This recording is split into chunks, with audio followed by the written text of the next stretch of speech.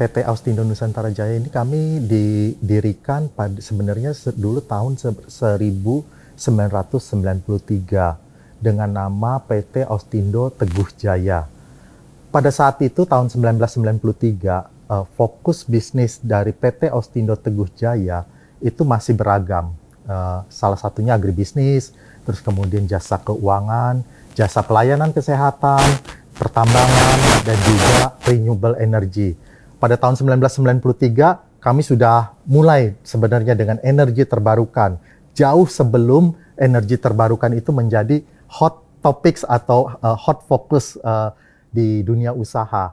Kemudian pada tahun 1998, PT Austindo Teguh Jaya berubah nama menjadi PT Austindo Nusantara Jaya.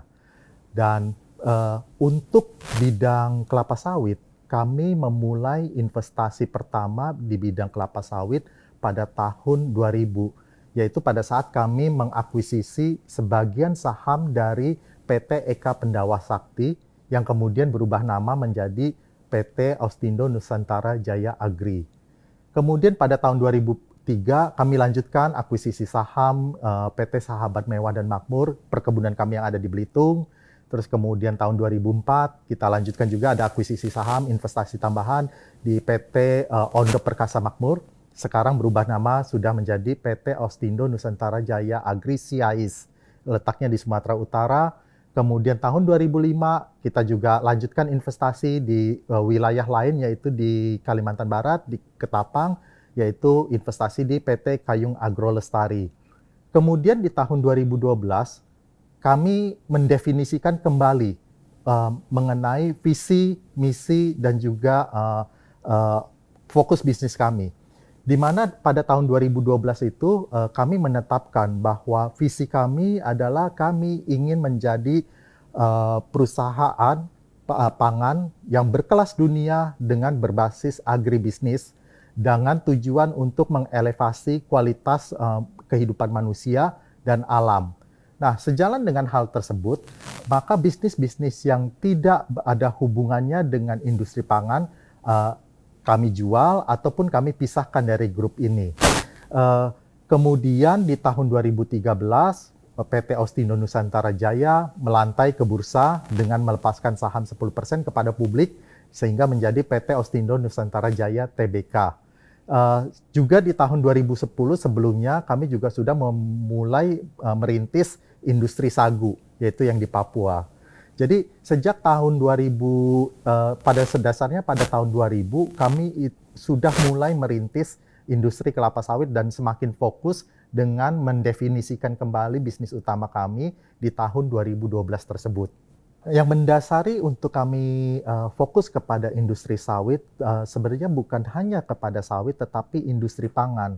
Karena industri pangan adalah salah satu kebutuhan dasar manusia. Dan sejalan dengan visi kami adalah untuk meningkatkan kualitas kehidupan manusia dan juga tidak jalan beriringan adalah juga kualitas alam di situ. Jadi kami juga melihat di situ bahwa industri sawit itu adalah bagaimana caranya kita memilih suatu bisnis yang bisa menjadikan membawa suatu keunggulan Indonesia ke kelas dunia.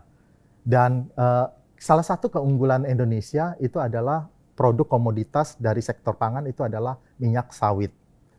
Mitra kami itu terdiri dari tiga bentuk untuk kelapa sawit, yaitu satu melalui metode plasma, kedua metode kemitraan, dan yang ketiga melalui metode petani independen pemasok-pemasok. Untuk yang pemasok, total petani independen dan pelaku, aktor-aktor pelaku semuanya termasuk agen, seluruhnya itu berjumlah sekitar 5.800. Dan sangat penting sejalan dengan misi dan terutama value kami untuk mengangkat taraf hidup masyarakat juga di situ, kami mempunyai suatu program agar misalnya seperti plasma dan mitra, target kami pada tahun 2025 seluruh mitra dan plasma kami tersertifikasi oleh RSPO. Di sisi bisnis usaha yang lain seperti edamame, total petani yang telah terlibat berjumlah kurang lebih 44 petani dan akan terus bertumbuh karena bisnis edamame kami baru kami mulai komersialnya di tahun 2021. Jadi baru area yang tertanam baru sekitar 268 hektar. Ya, dari sisi pertumbuhan permintaan dari kelapa sawit, kemarin pemerintah dengan melakukan menerapkan domestic market obligation, domestic price obligation, kemudian dilanjutkan dengan pelarangan ekspor. Terus saat ini yang diterapkan adalah dengan menggunakan suatu rasio ya. Itu artinya bahwa kebutuhan domestik terhadap minyak nabati dari minyak sawit ini uh, terus bertumbuh dan sangat tinggi. Ditambah lagi dengan kondisi dunia di mana suplai pasokan dari minyak nabati lainnya yang bersaing dengan sawit itu juga mengalami penurunan. Apalagi diperparah dengan ketegangan geopolitik antara Rusia dan Ukraina, di mana mereka Rusia dan Ukraina adalah pemasok yang cukup besar untuk dari minyak bunga matahari. Uh, Terus diperparah lagi dengan kondisi cuaca dunia, La Nina 3 tahun berturut-turut nih, sehingga pasokan minyak nabati mengalami gangguan. Jadi kami melihat bahwa pertumbuhan kebutuhan dari minyak nabati dari sawit dan juga secara umum minyak nabati lainnya itu akan terus bertumbuh.